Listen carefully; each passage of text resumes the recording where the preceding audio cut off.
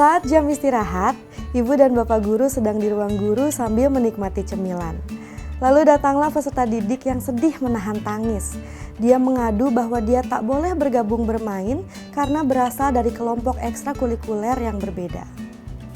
Lalu, ibu dan bapak menjawabnya, "Udah gak usah nangis, itu teman-teman cuma bercanda aja, itu kan wajar." Lalu peserta didik kita diam. Bisa jadi respons tersebut kurang menunjukkan empati.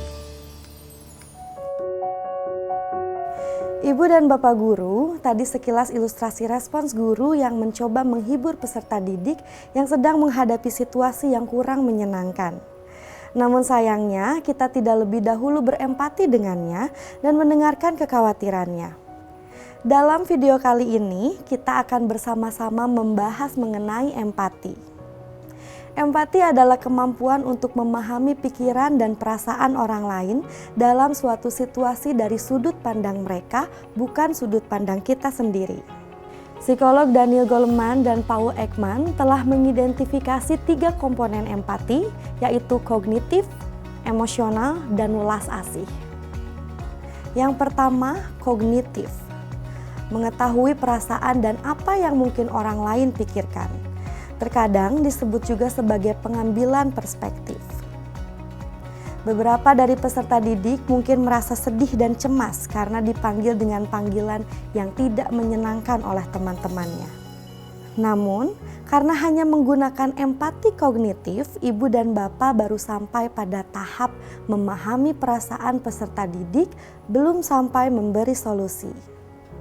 Untuk benar-benar terhubung dengan peserta didik, kita perlu mendalami perasaan mereka. Disinilah empati emosional muncul. Berikutnya adalah emosional terjadi ketika ibu dan bapak merasa terhubung secara fisik dengan orang lain, seolah-olah emosi mereka menular.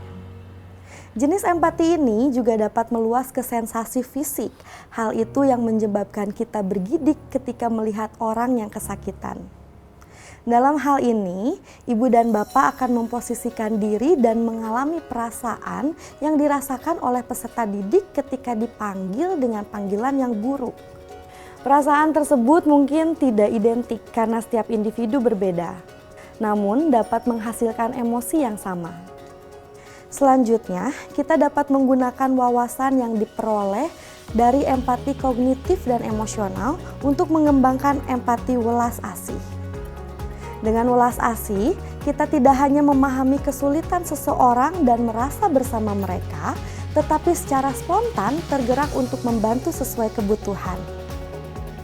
Keseimbangan antara empati kognitif dan emosional membantu kita untuk bertindak tanpa dikuasai perasaan atau langsung ke proses pemecahan masalah. Dengan bekal empati, ibu dan bapak guru bisa membantu menangani kondisi yang dialami peserta didik. Kabar baiknya, empati adalah keterampilan sosial yang bisa dilatih. Semakin sering kita mempraktikkan empati, empati akan tumbuh menjadi intuisi. Sekarang, setelah menguasai dasar-dasarnya, kita akan membahas bagaimana mempraktikkan empati dalam kehidupan sehari-hari. Yang pertama, carilah perspektif dan pengalaman baru. Menempatkan diri pada posisi orang lain bukan hal yang mudah jika kita tidak cukup tahu tentang orang lain. Mulailah dengan belajar tentang kehidupan orang lain.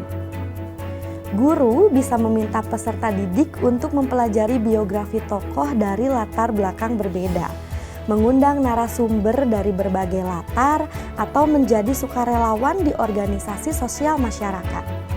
Kegiatan-kegiatan tersebut dapat mengasah kemampuan peserta didik untuk berempati.